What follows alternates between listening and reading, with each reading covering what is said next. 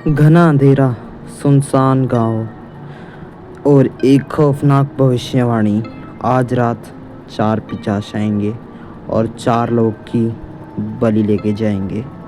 मना नहीं कर सकते क्योंकि जब भी वो आते हैं बलि हमेशा लेकर जाते हैं। 4 दोस्त जो इस बात को मजाक समझते थे, लेकिन धीरे धीरे एक एक करके सबके सामने मौत खड़ी होती जाती है।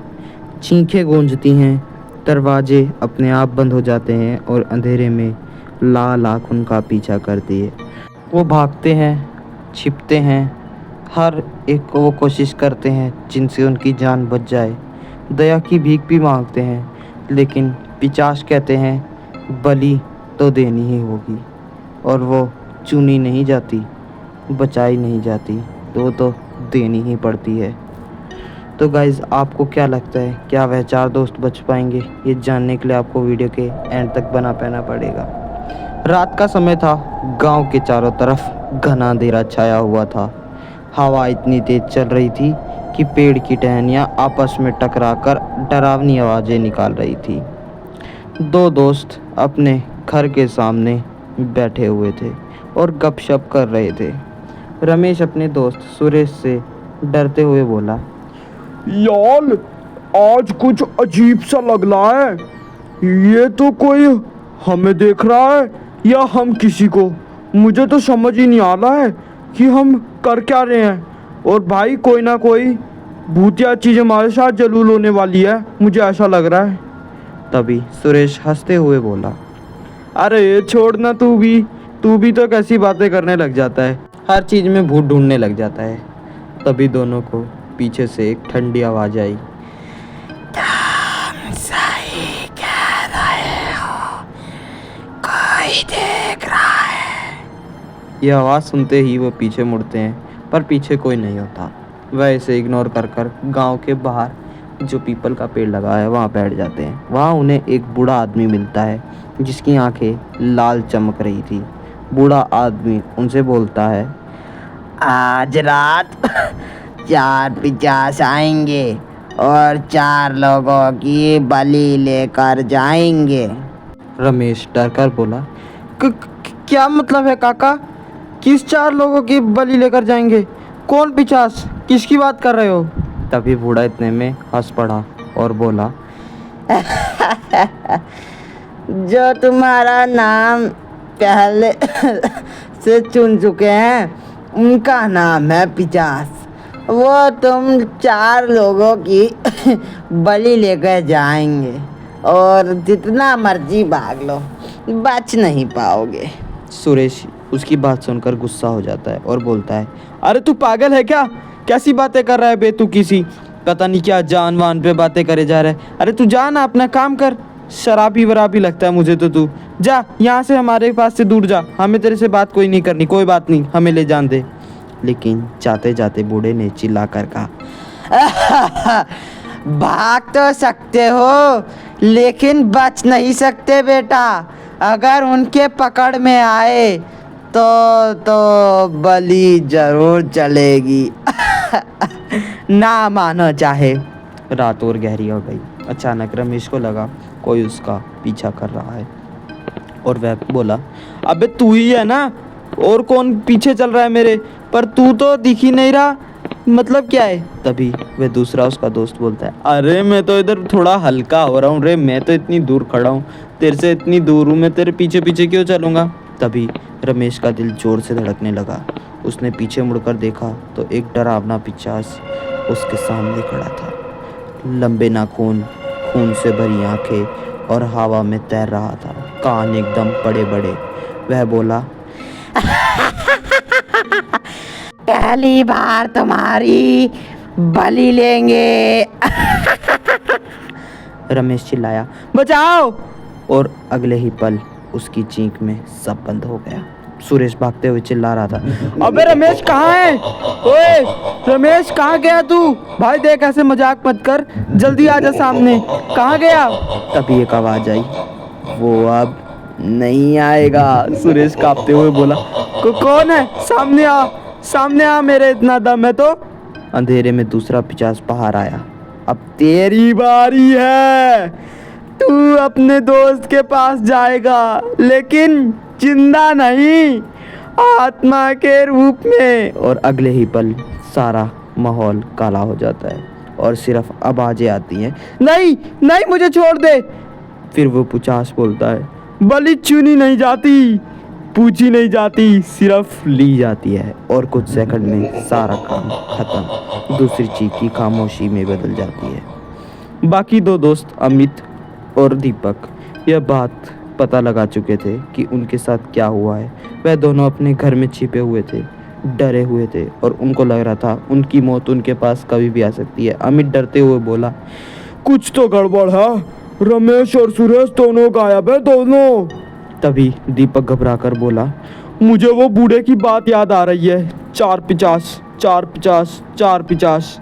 वो 450 हमारा भी जरूर बदली लेने आएंगे और हमें मार कर ले जाएंगे। अब हमारे को कोई नहीं छुड़ा सकता। तभी खिड़की में अपने आप खुल गई और अंदर से आवाज आई, तो और बाकी हैं।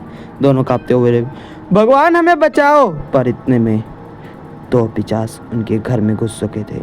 एक पिशाच हकलाते हुए बोला, हम चारों हमेशा साथ आते हैं, जैसे तुम 4 दोस्त, वैसी हम 4 पिशाच। दूसरा हंसते हुए बोला,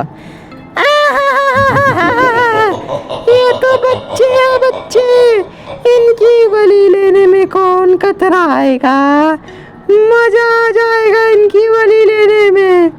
और जब इनकी बलि चढ़ जाएगी, हम चारों और ताकतवर हो जाएंगे। इतने में ही वहाँ फिर से काला अंधेरा छा जाता है और सिर्फ आवाजें आती हैं, नहीं, हमारे दोस्त के साथ जो हुआ था वो हमारे साथ मत करो, हमें छोड़ दो, हमें छोड़ दो, हमें मत लेकर जाओ, हम यहाँ पर जीना चाहते हैं, कृपया करके छोड़ दो। बूम, कहानी खत्म। डरो मत, आइसक्रीम खा कर तो देखो, इतना डरोगे तो जियोगे कैसे। इतनी रात को आपकी ऐसी क्या मजबूरी है जो आपको रात में आइसक्रीम बेचनी पड़ती है? दिन में मेरा कोई देख नहीं पाता, मैं सिर्फ रात में ही आइसक्रीम बेचती हूँ बेटा। मेरी आइसक्रीम जो खाता है सोचिए, अगर रात के सन्नाटे में कोई आवाज आए, आइसक्रीम ले लो, आइसक्रीम सबसे कम दामों में, लेकिन बर्फ की नहीं है। आप बाहर जाएं और देखें एक औरत सफ़ेद साड़ी में, जिसकी आंखें अंधेरे में चमक रही हों, देखने में चुड़ैल जैसी प्रतीत हो रही हो, तो क्या आप उससे आइसक्रीम लेना चाहेंगे या उसे वहीं छोड़ देना चाहेंगे? ये जानने को मिलेगा आपको वीडियो के एंड तक देखने में। और गाइस, ऐसी मोर इंटरेस्टिंग वीडियो देखने के लिए हमारे चैनल के साथ जुड़े रहिए और हमारे चैनल को सब्सक्राइब और हमारी वीडियोस को लाइक और शेयर कीजिए, ताकि आप ऐसी मोर इंटरेस्टिंग वीडियो देख पाए। रात के करीब 11 बजे थे। गांव की गली में अजीब सी ठंडी हवा चल रही थी। पेड़ों के पत्ते सरसराते हुए किसी राज को फुसफुसा रहे थे। पूरा माहौल एकदम भयानक था, लेकिन वह कुछ ऐसा प्रतीत हो रहा था जिसे पूरे गांव ने नहीं सोचा था। रवि, 24 साल का लड़का, अपनी छत पर टहल रहा था। उसे नींद नहीं आ रही थी और वो छत पर ऐसे ही घूम रहा था। उसने मन ही मन बुदबुदाया, अरे यार, इतनी गर्मी में भी ये हवा कितनी ठंडी लग रही है, और कुछ तो गड़बड़ लग रही है। इतनी ठंडी हवा इतनी गर्मी में, बड़ी अजीब बात है। आज की रात कुछ ना कुछ तो दुर्घटना बेटा पक्का होगी रवि बाबू, देखना पड़ेगा और देखने के साथ साथ बचना भी पड़ेगा।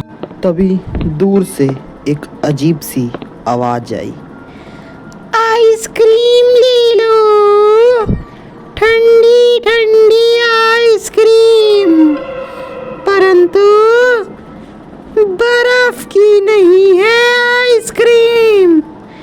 कम दाम पे आओ, ठंडी ठंडी आइसक्रीम ले लो। रवि चौंक गया। रवि ने इतनी बात सुनकर डर सा गया और उसने मन में सोचा, क्या इतनी रात को कौन आइसक्रीम बेच रहा है? और इतनी रात को आइसक्रीम बेचना तो ठीक बात नहीं, मतलब कुछ ना कुछ तो गड़बड़ है। रवि, तेरा दिमाग बिल्कुल सही सोच रहा था। रवि गली में आया और झांकने लगा। तभी उसने सामने देखा कि उसके घर के बाहर एक ही औरत बार बार वही चीज़ बुदबुदा रही थी।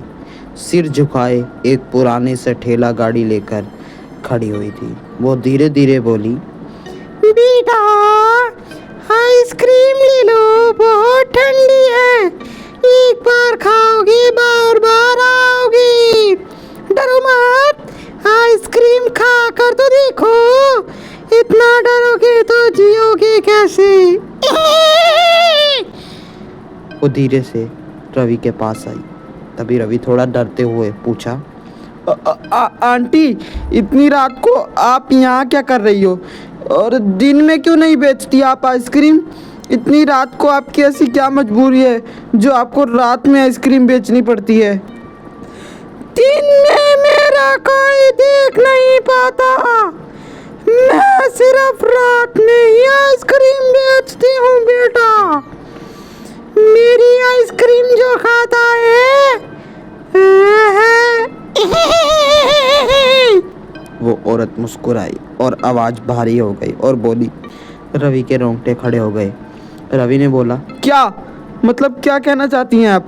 इतने में ही रवि का दोस्त सोनू भी आ गया और बोला, अरे भाई, इतना क्यों डर रहा है? फ्री में आइसक्रीम दे रही हैं तो खा लेते हैं ना। इतना बढ़िया मौका तेरे चक्कर में क्यों छोड़ूं मैं? औरत ने उन्हें आइसक्रीम तो दे दी, लेकिन जैसे ही रवि ने अपने हाथ में आइसक्रीम ली तो उसने पाया कि औरत के हाथ बहुत ठंडे थे। पूरा माहौल सुन्न हो चुका था। पूरा माहौल में एक अजीब सी नमी आ चुकी थी, डरावनी नमी। औरत ने उन्हें आइसक्रीम तो दे दी थी। तभी रवि ने बोला, ये आइसक्रीम खाने में कैसी सी है? ये इसका स्वाद इतना अजीब क्यों है? जैसे बर्फ नहीं, कुछ और ही खा रहे हैं। मतलब कुछ अलग जैसा स्वाद है, अच्छा सा नहीं लग रहा। मतलब समझ नहीं आ रही, जैसे आइसक्रीम होती है वैसी नहीं है।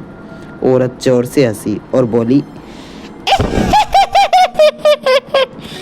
ये आइसक्रीम नहीं, ठंडी आत्माओं का स्वाद है। चखने में अच्छा है ना? सोनू डर के मारे कांपने लगा। वह उससे बोला, भाई, ये औरत इंसान नहीं है, ये औरत तो चुड़ैल है, चुड़ैल। और ये हमें खा जाएगी, ये हमें छोड़ेगी नहीं।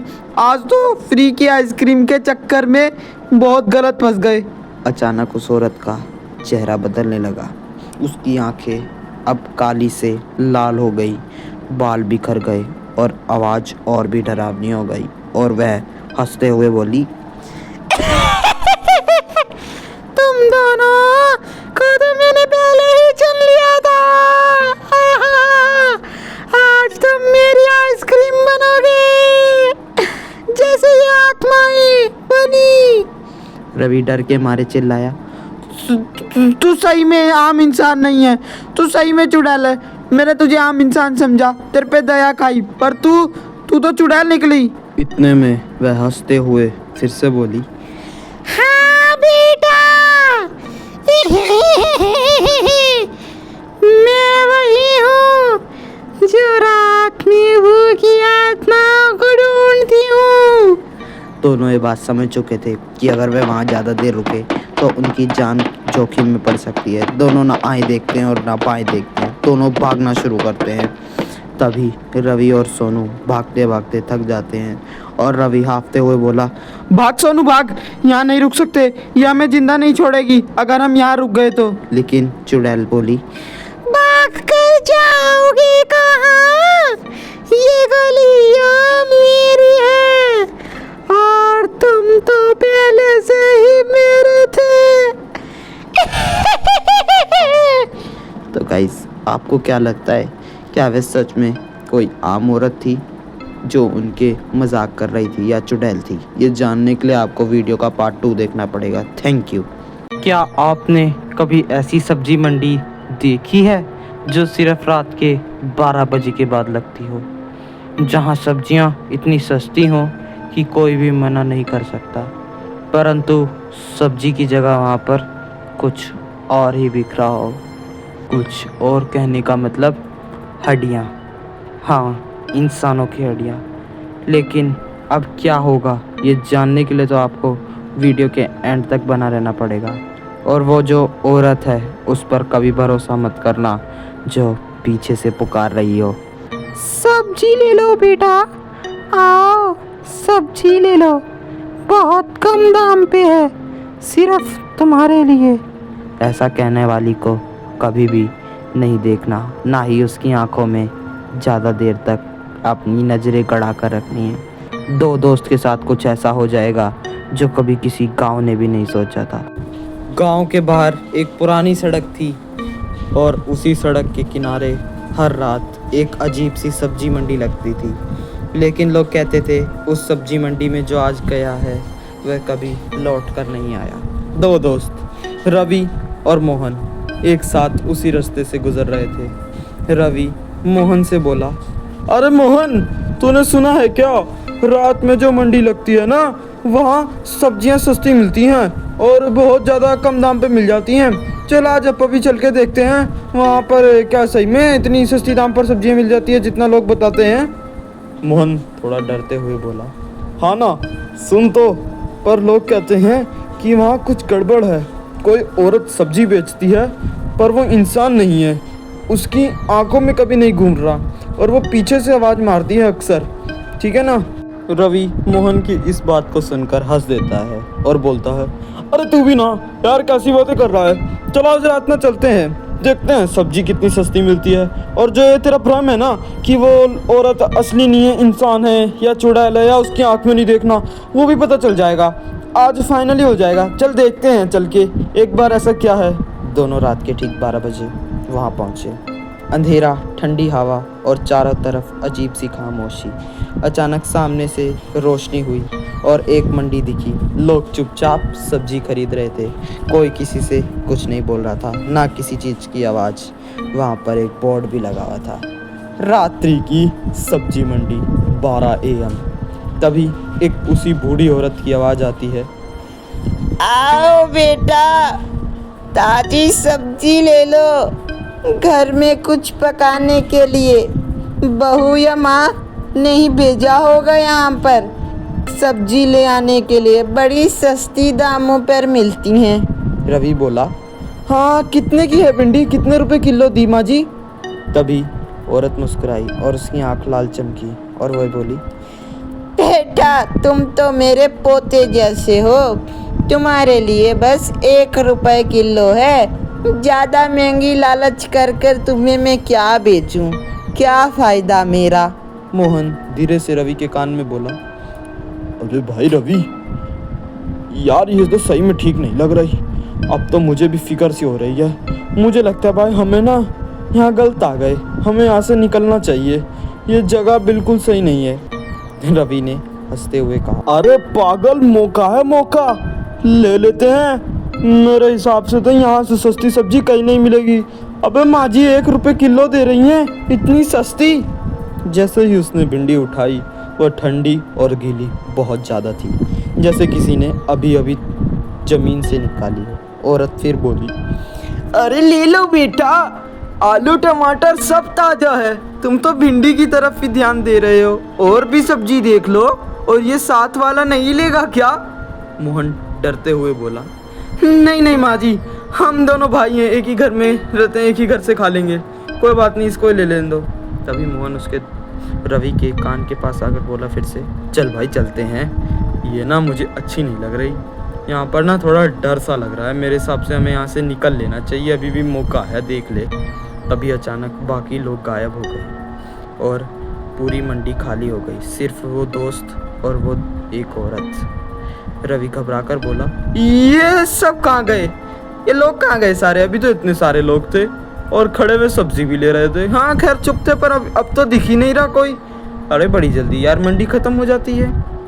औरत धीरे धीरे उठी, उसके पैर उल्टे थे और उसका चेहरा धीरे धीरे किसी शैतान में बदलने लगा। वह देखकर वह दोनों के दोस्त की सिट्टी बिट्टी गुल हो गई। पूरा माहौल डरावना हो गया, पूरा लोग डरने लग गए। तभी वह जोर से हंसी। मोहन चिल्लाया, ये चुड़ैल है चुड़ैल, इसकी आंखें और मुंह देख कैसे दिख रहा है। भाई यहाँ से भाग रवि भाग, यहाँ पे रुकना ठीक नहीं, यहाँ से जल्दी जल्द निकलना पड़ेगा। तभी दोनों भागने लगे, पर वो चिल्लाई और बोली, मेरे से तेज भाग लोगे क्या? मेरे से तेज थोड़ी भाग सकते हो, आप तो फंसे गए हो। अब कोई नहीं बचाएगा तुम दोनों को। रवि के हाथ में जो थैला था वो अचानक भारी हो गया। रवि ने जैसे उसमें झांक कर देखा तो उसमें सब्जियों की जगह थी हड्डियाँ। हड्डियाँ कैसे आ सकती हैं? यही दोनों के दिमाग में चल रहा था। मोहन रोते हुए बोला, ये सब फेंक दे यार, बाद में आ जाएगी सब्जी सुब्जी। अभी इन सबको घेर और यहाँ से निकलने की कोशिश कर। रवि ने थैला फेंका और दोनों पूरी ताकत से जोड़े, ना आए देखी ना बाएं, सिर्फ भागे भागे और भागे। दोनों पूरे डर चुके थे कि वहाँ हो क्या रहा है, आखिरकार ऐसा हो रहा है क्या उनके साथ। कैसे तैसे करके वे अपने गांव पहुँचे। सुबह दोनों गांव में गए और सरपंच जी से मिले, अपनी पूरी बात बताई कि वहाँ पर एक औरत बैठी थी। वह कल रात उसी सब्जी मंडी में गए थे जहाँ जाने से सबने मना किया है। वह जानबूझ कर नहीं गए थे, वह सस्ते के चक्कर में गए थे। तभी गांव का एक बूढ़ा बुजुर्ग ने कहा, वो मंडी कोई आम जगह नहीं है बिटवा, वहाँ चुड़ैल अपनी सब्जी नहीं इंसानों की आत्मा बेचती है। हम तो सरपंच जी से इतने दिनों से कह रहे हैं कि वहाँ जाना लोगों का बंद करा दो, लेकिन वो क्या मान ही नहीं रहे हैं, किसी की बात नहीं सुनते सरपंच जी। अब क्या करें, हम तो सिर्फ बता ही सकते हैं, रोक तो लगा नहीं सकते लोगों पर कि हाँ भाई तुम ना जाओ। तभी रवि कांपते हुए बोला, तो जो लोग वहाँ खरीदने जाते हैं वो लोग कहाँ जाते हैं?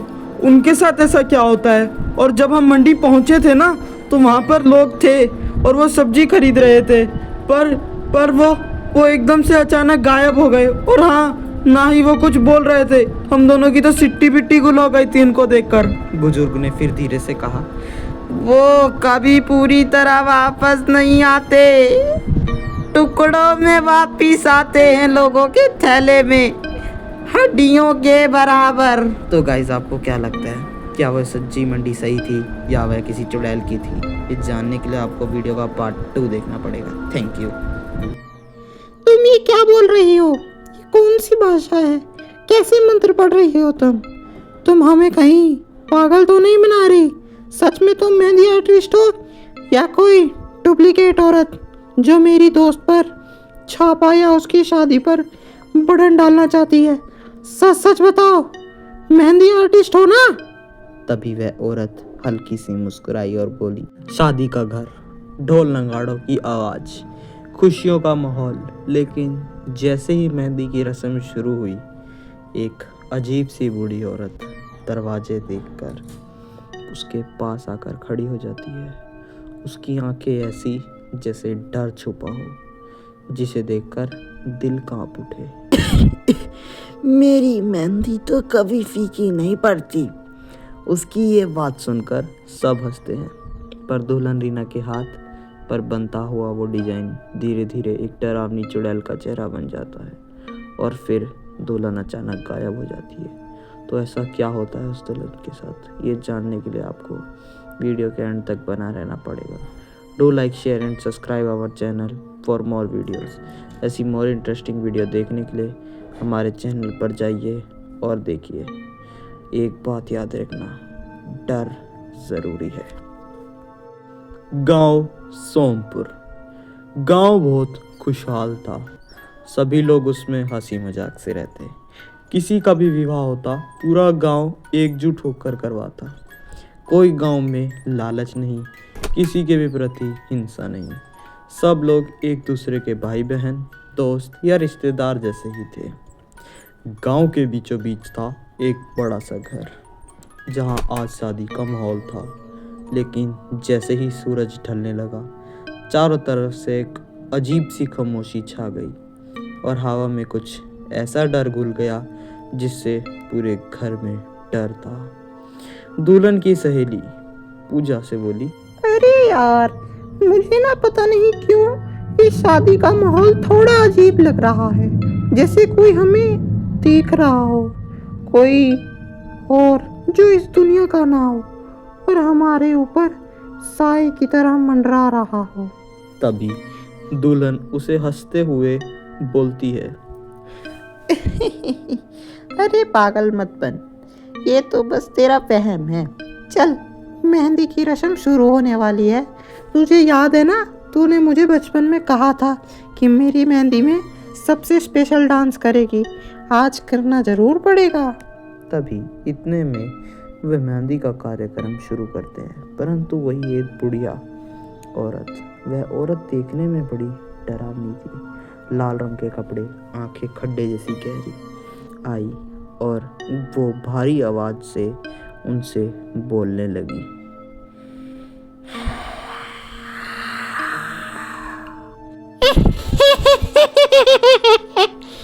मेहंदी लगवानी है तो मेरे पास आओ। मेरी मेहंदी कभी फीकी नहीं पड़ती। तभी फिर उसकी सहेली फिर से डरते हुए बोलती है, हमें नहीं लगवानी मेहंदी, आप यहाँ से जाइए। इसकी आंखें बहुत डरावनी है यार। ये घर में आए कैसे? इसको घर में घुसने किसने दिया? आप हो कौन? कहाँ से आई हो आप? आपका नाम क्या है? और आप ऐसी इतनी डरावनी वेशभूषा में क्यों आई हो? लेकिन तभी घर वाले बोले, अरे बिटिया, ये तो गांव की सबसे मशहूर मेहंदी वाली है। इसके बिना ये रस्म अधूरी है। इसके बिना गांव की मेहंदी रस्म पूरी नहीं होती। इसको बिटिया के पापा ने बुलाया है।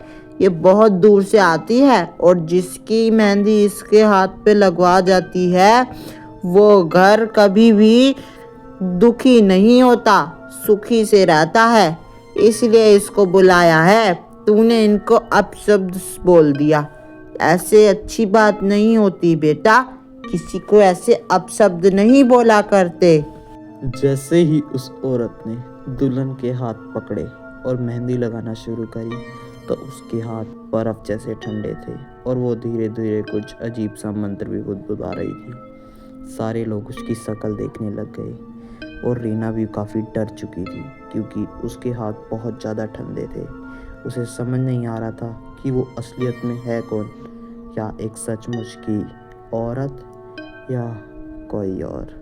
तो गाइस, आपको क्या लगता है, क्या वह एक आम औरत थी और मेहंदी आर्टिस्ट थी, या फिर वो थी मेहंदी लगाने वाली चुड़ैल? ये जानने के लिए आपको वीडियो के एंड तक बना रहना पड़ेगा। वो जो औरत मंत्र बुदबुदा रही थी वो पक्का कोई ना कोई गलत या आत्माओं को बुलाने का राज था, पर कोई उसे साबित नहीं करना चाह रहा था। तभी रीना घबरा कर बोली, तुम ये क्या बोल रही हो? ये कौन सी भाषा है? कैसे मंत्र पढ़ रही हो तुम हमें कहीं पागल तो नहीं बना रही? सच में तुम मेहंदी आर्टिस्ट हो या कोई डुप्लीकेट औरत जो मेरी दोस्त पर छापा या उसकी शादी पर बटन डालना चाहती है? सच सच बताओ, मेहंदी आर्टिस्ट हो ना? तभी वह औरत हल्की सी मुस्कुराई और बोली, ये मेहंदी नहीं, ये निशान है। अब ये दुल्हन मेरी है क्योंकि मैंने इस पे अपना मेहंदी लगा दिया है, जिससे ये हमेशा हमेशा के लिए मेरी हो गई है। सुनते ही पूरे घर के रोंगटे खड़े हो गए। पूरा घर उसकी ये वाली बात सोच रहा था कि अब तुम्हारी दुल्हन मेरी है। सारे लोगों का चेहरे पर खामोशी उभर आई थी। तभी रीना चीखते हुए बोली, मम्मी ये देखो मेरे हाथ में क्या बना गया। ये मेहंदी कैसी है, मुझे तो समझ ही नहीं आ रही। ये खुद कैसे बदल गई और मेरे शरीर में कुछ हो रहा है पर मुझे समझ नहीं आ रहा। सब लोग घबरा कर पास आए तो उन्होंने देखा कि रीना का चेहरा अब चुड़ैल में बदल चुका था। तभी चुड़ैल हंसते हुए बोली, मैंने तो कहा था ये मेरी है, तुम लोगों को विश्वास नहीं हो रहा ना। अब कोई इसे नहीं बचा सकता। तो गाइस पार्ट 2 देखने के लिए चैनल पर एक्टिव रहिए। एक गांव जहां आई एक नई बहू, इतनी सुंदर कि सब उसकी तारीफ करें, लेकिन उसकी आंखों में छुपा था एक डरावना राज, जिससे पूरा मोहल्ला उसको देखकर डरने लगा। उनके घर जाने से कतराने लगा। मुंह दिखाई की रस्म शुरू हुई। जैसे ही घूंघट उठा, किसी ने देखा असली चेहरा और डर से उठी चीख। पूरा माहौल डरावना हो चुका था। गांव चंदुलपुर में आई थी एक नई बहू रानी।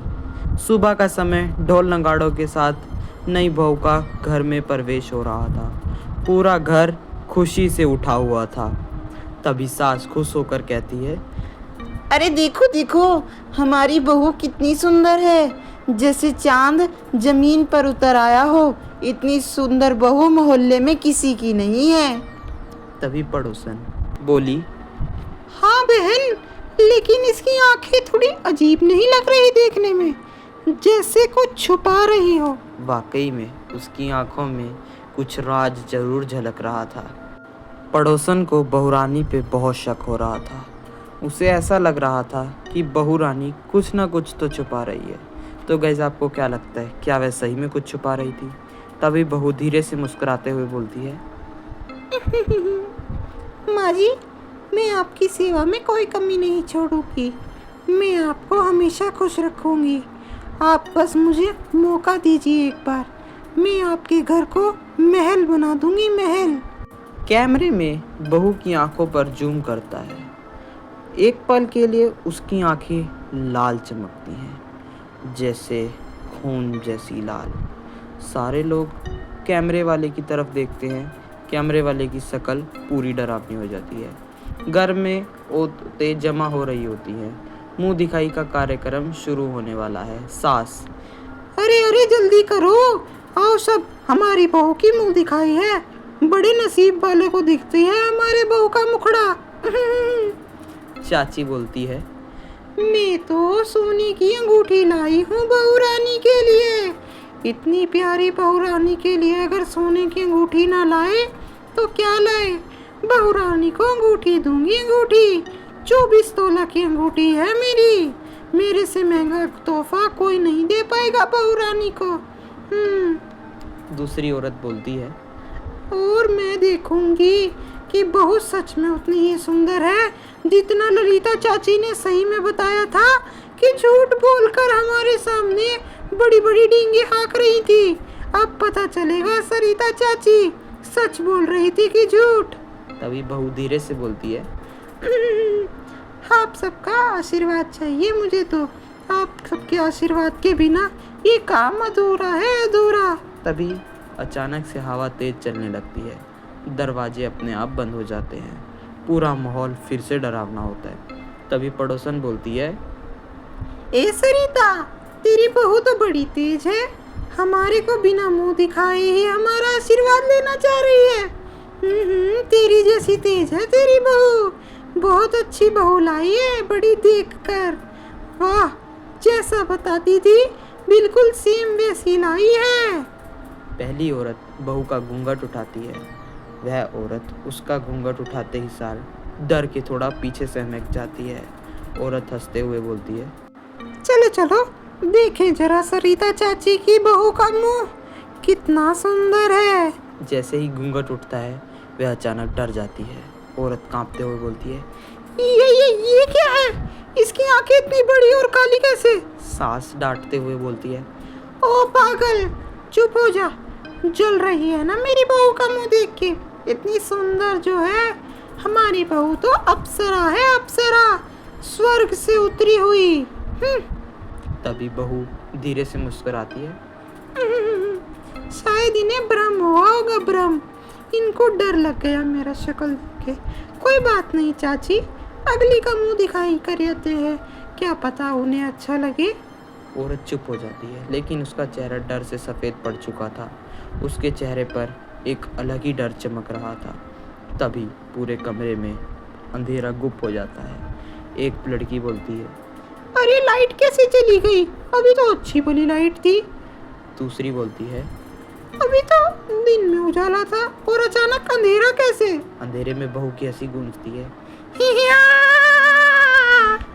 बहू हूँ मैं, बहुत डरावनी, लेकिन डरना मत।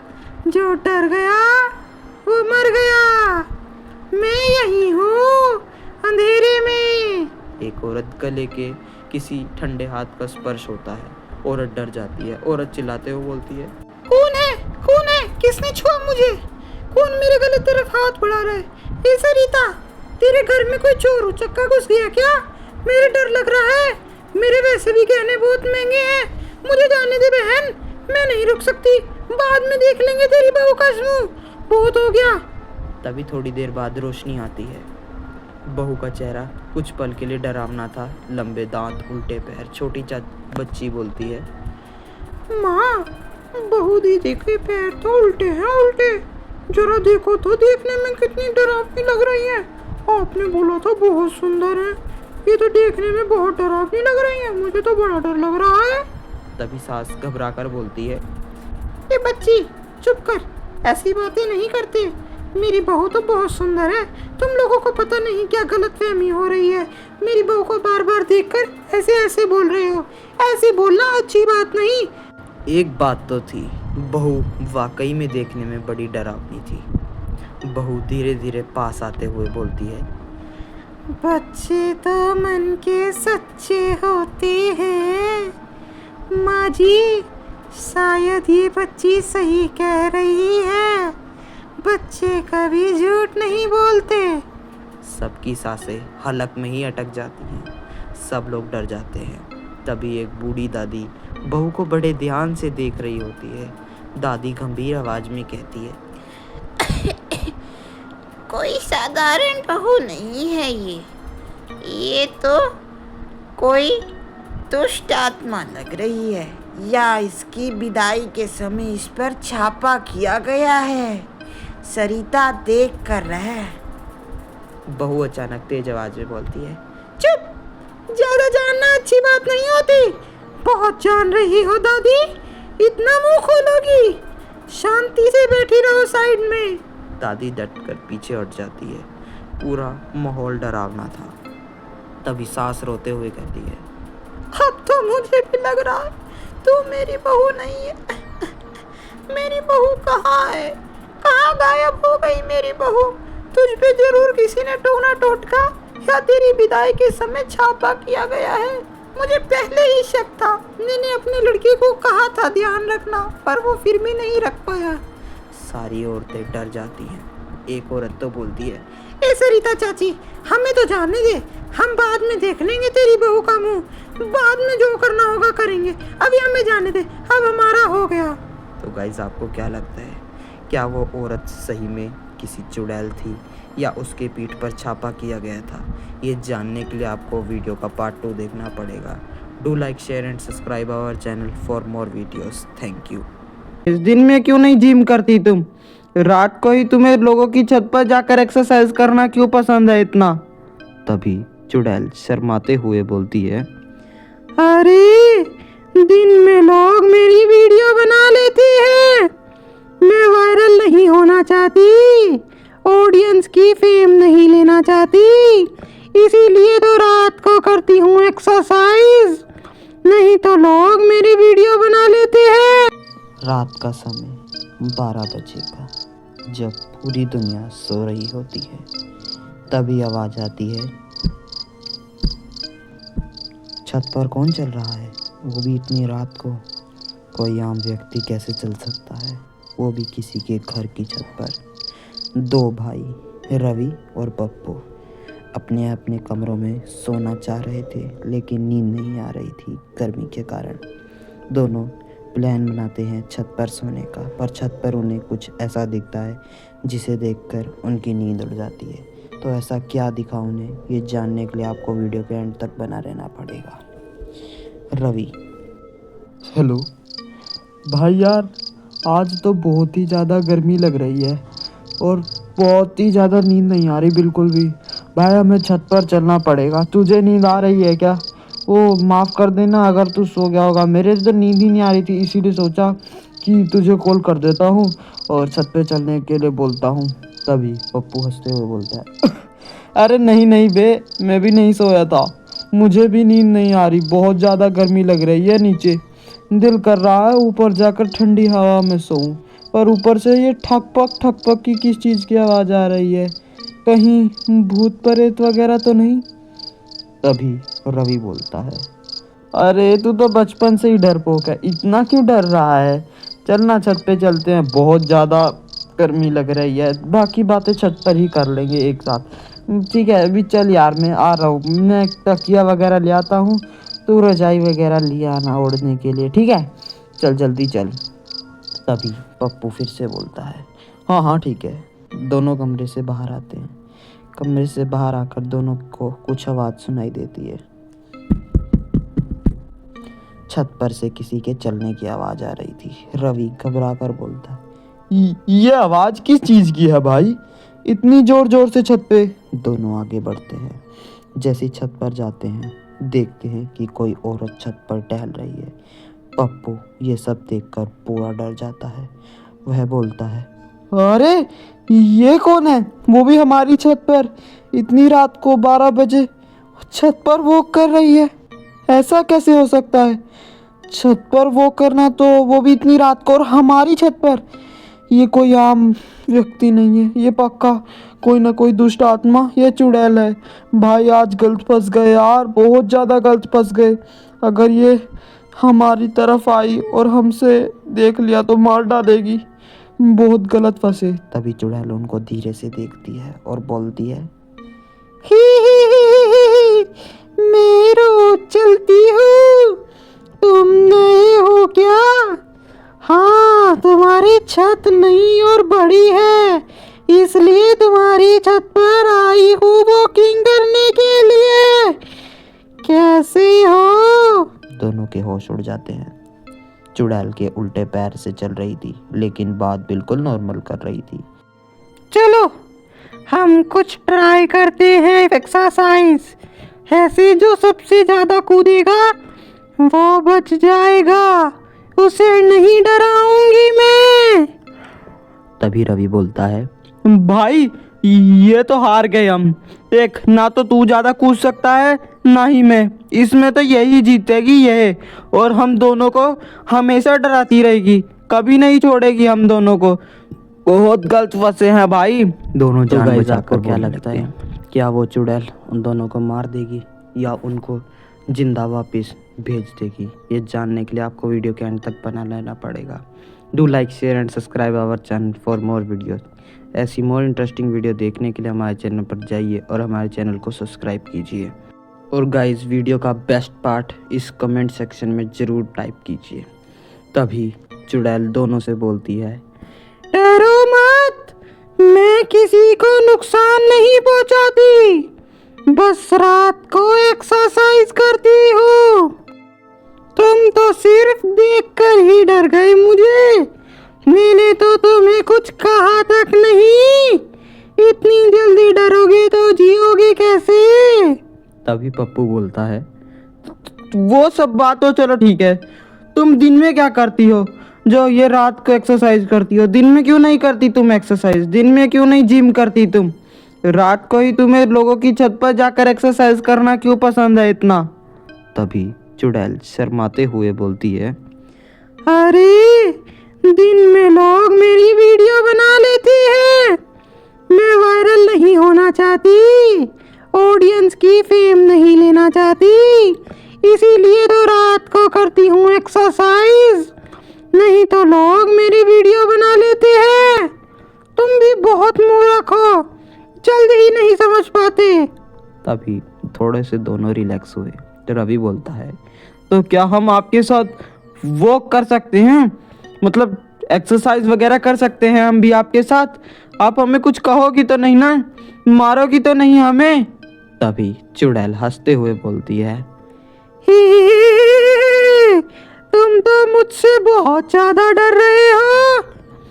हाँ, लेकिन एक शर्त पर, अगर तुमने वो मेरी शर्त मानी तो मैं तुम्हारे साथ वो करने के लिए तैयार हूँ। सुनना चाहोगे वो शर्त? तभी पप्पू हकलाते हुए फिर से बोलता है, क्या क्या शर्त? कौन सी शर्त माननी पड़ेगी हमें जो तुम्हारी शर्त है? और जरूर ये शर्त जान की शर्त होगी। तुम अभी तक हमसे झूठ बोल रही थी, है ना? मुझे पक्का पता था कि तुम हमारी जान लेकर ही मानोगी। देख रवि भाई, अब ये ऐसी ही शर्त रखेगी जिसमें हमारी जान देनी पड़ेगी। तभी चुड़ैल बोलती है, अरे बेवकूफ, तुम्हें इतना नहीं समझ में आ रहा कि मैं तुम्हें नहीं नुकसान पहुंचाऊंगी। मेरे जैसे उल्टे पैर पर चढ़ना होगा बस। तभी रवि बोलता है, नहीं नहीं, ये हमसे नहीं हो पाएगा। अगर हम उल्टे पैर चढ़े तो कल हमें हॉस्पिटल जाना पड़ेगा। इतना भी फिट नहीं बनना हमें कि रोज रोज हॉस्पिटल जाएं। तो गाइस, आपको क्या लगता है आखिरकार उस चुड़ैल का सच क्या था? क्या वो सही में हंसी मजाक करके चुड़ैल लोगों के हर रात छत पर जाकर एक्सरसाइज करती थी, या फिर वो उन दोनों को सिर्फ झूठ बोलकर अपने झांसे में फंसा रही थी? ये जानने के लिए आपको वीडियो का पार्ट 2 देखना पड़ेगा। So do like, share and subscribe our channel for more videos. Thank you for watching. कहते हैं कि घर का खाना सबसे सुरक्षित खाना होता है, लेकिन क्या हो अगर उसी खाने में छुपा हो कोई काला राज? एक ऐसी भाभी जो प्यार से खाना खिलाती थी, लेकिन हर निवाले के साथ करती थी तंत्र और मंत्र। क्या था उस खाने में? क्यों बदलने लगे घर के लोग? क्यों आखिर हुआ उस रात जो ऐसा जिससे उनकी आई सच्चाई सामने? ये जानने के लिए वीडियो के एंड तक बने रहना पड़ेगा। Do like, share and subscribe our channel for more interesting videos. जानने के लिए वीडियो के एंड तक बने रहिए। गांव का घर, शाम का समय।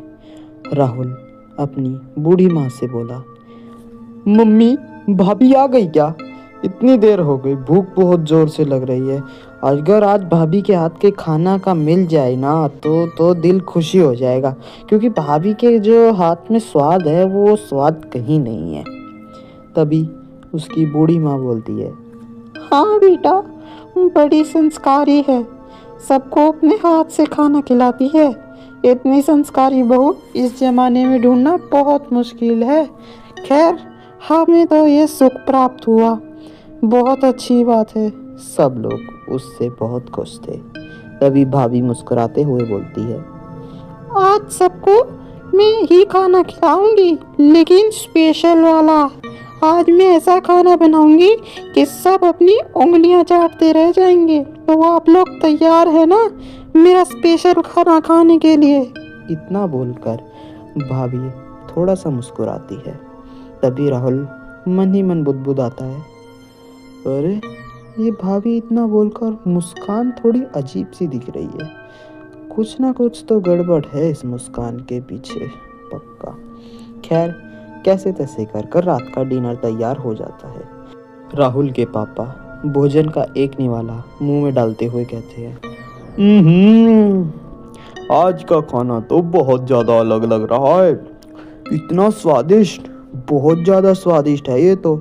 ऐसा खाना तो नसीब से प्राप्त होता है। तभी भाई बोलता है, हाँ हाँ, स्वाद तो अच्छा है खाने का बहुत ज़्यादा, पर कुछ अजीब भी नहीं लग रहा आप लोगों को? कुछ टेस्ट में अलग सी वाइब नहीं आ रही? कुछ है जो कि अलग खाने में स्वाद डाल रहा है, समझ नहीं आ रहा। इतने में राहुल बोलता है, हाँ भाभी, मुझे भी ये टेस्ट आ रहा है। पता नहीं कुछ खट्टा सा टेस्ट है, कुछ समझ नहीं आ रहा कि वो है किस चीज़ का टेस्ट। खाने का स्वाद तो बहुत बढ़िया है, लेकिन कोई अलग जो टेस्ट है वो खाने के स्वाद में दिक्कत ला रहा है। आपने इसमें कुछ अलग से भी डाला है क्या मसाला वगैरह, जिससे इसका टेस्ट ऐसा हो रहा है? तभी भाभी धीरे से हंसते हुए बोलती है, मैंने अलग चीज डाली है, बस थोड़ा सा प्यार और खास मसाला, जिससे ये और भी ज़्यादा स्वादिष्ट बने। आप लोग चखिए ना, टेंशन मत लीजिए, मैंने बहुत मेहनत से बनाया है खाना, आप लोग खाइए। राहुल को अचानक से चक्कर आने लगते हैं। राहुल वहीं पे डोलने लग जाता है, मानो सारे घर में दुखी छा गई हो। अगले दिन मम्मी बोलती है, मुझे तो बस बहू के हाथ का ही खाना चाहिए, मैं और किसी के हाथ का खाना नहीं खाऊंगी, चाहे जो मर्जी हो जाए, किसी मर्जी शर्त पर। ना ढाबे का खाऊंगी ना किसी के घर का, सिर्फ अपनी बहू का ही खाना खाऊंगी। तभी राहुल के पापा फिर से बोलते हैं, हाँ हाँ, वही खिलाएगी, अब तो उसी का खाना हमें सूट करता है। घर में उसका खाना बन जाए तो कैसी दिक्कत, सुबह से शाम का थका हुआ बंदा हो, रात की रोटी अगर अच्छी मिले तो भाई वो तो उसी के ही वाह करेगा, जो मर्जी कहो। तभी राहुल बोलता है, अरे वो सब तो ठीक है, पर आप सबको हो क्या गया? इतना भाभी की तारीफ, माना कि भाभी अच्छा खाना बनाती है, लेकिन मम्मी भी तो बनाती हैं। आप ऐसे क्यों कह रहे हैं कि हम भाभी भाभी भाभी? ऐसे थोड़ी होता है। हाँ माना अच्छा खाना है, लेकिन फिर भी। तभी राहुल का भाई बोलता है, अरे तू भी अपनी भाभी के हाथ का खाना खा, सब ठीक हो जाएगा। इतना स्वादिष्ट खाना बनाती है वो, इतना स्वादिष्ट खाना तुझे किसी ढाबे, किसी 5 स्टार हॉस्टल चला जा, वहाँ नहीं मिलेगा जितना स्वादिष्ट खाना तेरी भाभी बनाती है। राहुल ये सब सुनकर थोड़ा सा अचंभे में आ गया और डर जाता है। रात में राहुल चुपके से किचन में जाता है। 2 बजे का समय होता है। राहुल चुपके से देखता है, ये क्या, काले धागे, नींबू और लाल कपड़ा, ये सब क्या है? यहाँ भाभी कर क्या रही हैं? ये तो कहीं। तभी अचानक पीछे से आवाज आती है, क्या ढूंढ रहे हो राहुल, कुछ चाहिए क्या? मैं मदद कर दूं ढूंढने में, या कुछ बना दूं खाने के लिए? राहुल इतने में घबरा जाता है। वो बोलता है, ना ना भाभी, बस मैं तो पानी पीने आया था और कुछ नहीं। मेरा कुछ खाने का मन नहीं है। वैसे भी आप इतना स्वादिष्ट खाना बनाती हो, दिन में खा के बंदे की पेट की भूख बुझ जाए, रात में दोबारा मांगने का दिल ही नहीं करेगा। मैं तो बस पानी पीने आया था, आँख खुल गई थी बीच में। वैसे आप इतनी रात को किचन में क्या कर रही हो? देखो ऐसी कोई वैसी बात नहीं है, मतलब मैं तो वैसे ही पूछ रहा कि आप इतनी रात को किचन में क्या करने आई हो। समझ सा नहीं आया थोड़ा, इसीलिए पूछ लिया था मैंने तो। अच्छा छोड़ो भाभी, मैं तो पानी की बोतल लेने आया था, आप कंटिन्यू रखिए, मैं तो चाहता हूँ, चलो कोई नहीं। तभी इतने में भाभी की आंखें लाल हो जाती हैं। भाभी पूरे गुस्से में बोलती हैं, तुमने यहाँ आकर ठीक नहीं किया, ये बहुत गलत किया तुमने, ये बात तुम्हारी जान पर भी आ सकती है। खैर ये तुम्हारी ही गलती है कि तुमने मुझे ये सब करते हुए देखा। अरे भाभी, मैं ऐसा कुछ मकसद से नहीं आया था आपको, मतलब कि आपकी, मेरे को नहीं पता, मैं जा रहा हूँ, मैं पानी पीने आया था बस, मैं जा रहा, आप कंटिन्यू रखिए। तो गाइस आपको क्या लगता है आखिर राहुल की भाभी क्या कर रही थी? ये जानने के लिए वीडियो का पार्ट 2 देखिए। Thank you. गांव के बाहर एक पुराना पेड़ का पेड़ था, जहां जाने की सख्त मनाही थी। वहां पर कुछ दिनों से कुछ ऐसा हो रहा था जिसको किसी के बारे में पता नहीं था। कहते थे कि जो भी वहाँ उस पेड़ के पास गया वो कभी वापस नहीं लौट पाया। लेकिन 2 दोस्त रोहित और अमित इस सच को झूठ समझ बैठे और उनके साथ कुछ ऐसा हो गया जिससे पूरे गांव वाले दहशत में और डर में आ गए। उन्हें वो गलती कर दी जो उनकी ज़िंदगी की सबसे डरावनी रात बन गई।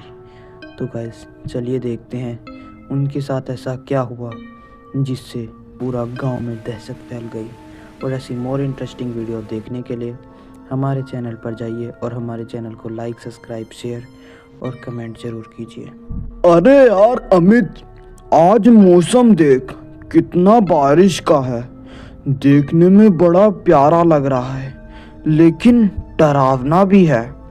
पर इसके साथ पकोड़े मिलते तो मज़ा आ जाता। डर वाली बात अलग है पकोड़े से, कहीं पकोड़ों को डर वाली बात में मिक्स कर दे।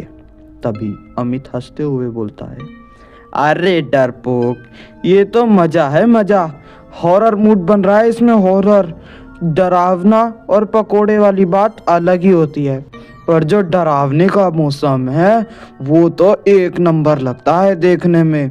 मज़ा ही आ जाता है उसमें तो, क्योंकि बारिश जो है ना स्पूकी फील बहुत देती है। तभी रोहित फिर से बोलता है, अरे मजाक मत कर। आज दादी ने फिर से उस बेर के पेड़ वाली कहानी बता रही थी। मेरे को तो लगता है दादी हमसे मजाक नहीं करती, वो असली बेर की पेड़ की कहानी है, असली। तभी अमित फिर से बोलता है, अरे वहीं बेर के पेड़ पर जाना मना है वाली कहानी सुनाई होगी। अरे वो दादी हमसे मजाक के लिए गाती है, मैंने तेरे को कितनी बार समझाया है। मजाक है वो, मजाक। तू उसको सीरियस लेके बैठा हुआ है। दादी तो हमें हंसी मजाक के लिए सुनाती है ताकि हम किसी से डरे मत। तू बार बार वही बात लेके बैठ जाता है। रोहित फिर से बोलता है, हाँ हाँ मेरे को मालूम है क्या, पर वो आज कह रही थी, उन्होंने नई बात बताई कि वो कोई औरत है और वो औरत घर से आकर इंसान को ले जाती है। बड़ी अजीब सी बात है, मुझे तो बड़ा डर लगा आज की वह वाली कहानी सुनकर। अचानक बाहर से खटखट की आवाज़ आती है। दोनों एक साथ बोलते हैं, ये आवाज़ कैसी? अमित बोलता है, चल देख के आते हैं, क्या पता कौन आया है इतनी रात को घर के यहाँ पर। तभी रोहित बोलता है, पागल है क्या, रात के 12 बज रहे हैं, कौन आएगा इस वक्त? किसी राहगीर को मदद चाहिए होती तो आवाज भी तो देता।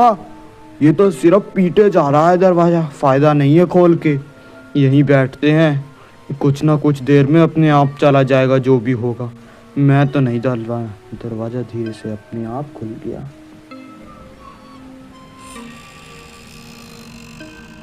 अमित डरते हुए बोला, ये खुद ब खुद कैसे खुल गया? हम तो यहीं बैठे हुए हैं, ये कैसे खुला? तभी रोहित बोलता है, मैं तो तेरे साथ बैठा हूँ, देख मैंने तो कोई मजाक भी नहीं किया, मैंने तो हाथ तक नहीं लगाया उसे, वो कैसे खुल गया? भाई कुछ ना कुछ तो गड़बड़ है, हम कहीं फंस तो नहीं गए? बाहर अंधेरे में एक परछाई दिखती है। परछाई बोलती है, पेड़ की भीड़, आओ जल्दी जल्दी। रोहित बोलता है, अमित ये कैसी आवाज है? अमित बोलता है, यार लगता है हमें बाहर नहीं जाना चाहिए, हमें घर के अंदर ही रहना चाहिए, और कोई खटपट हो, कोई फायदा नहीं है बाहर जाके। लेकिन अचानक दोनों के पैर से जैसे कोई ताकत आ गई हो और दोनों खुद ब खुद चलने लगे हो। पूरा अंधेरा हो गया था कमरे में। रोहित बोला, मेरे पैर अपने आप चल रहे हैं, अरे बचा। तभी अमित बोलता है, हाँ मेरे भी, पता नहीं क्या हो रहा है, ये कुछ समझ नहीं आ रहा मुझे तो, एकदम खींचा सा जा रहा हूँ अपने आप, वो कहीं बाहर की साइड। अरे भाई कुछ तो कर, पकड़ मुझे, मैं कैसे बचूंगा, मैं पता नहीं कहाँ चला जा रहा हूँ। तो गाइस आपको क्या लग रहा था? वो दोनों में पैरों में ऐसी कौन सी शक्ति थी जिससे वह खिंच के चले जा रहे थे? हवा तेज चल रही थी, अजीब आवाजें आ रही थी। रोहित बोलता है, ये वही पेड़ है जहाँ दादी से आने ने मना किया था। हम देख पता नहीं कैसे खुद ब खुद खींचकर यहाँ चले आए। ये क्या हुआ हमारे साथ, पता क्यों नहीं चला हमें कि हम यहाँ पे आ रहे हैं? कुछ समझ नहीं आ रहा भाई, ये हुआ क्या है? तभी अमित डरते हुए बोलता है, यार ये जगह बहुत डरावनी है, दादी ने जैसा बताया सा उससे तो कई ज्यादा गुना डरावनी है। एक तो पहली बार देखी है ना, पता भी नहीं है।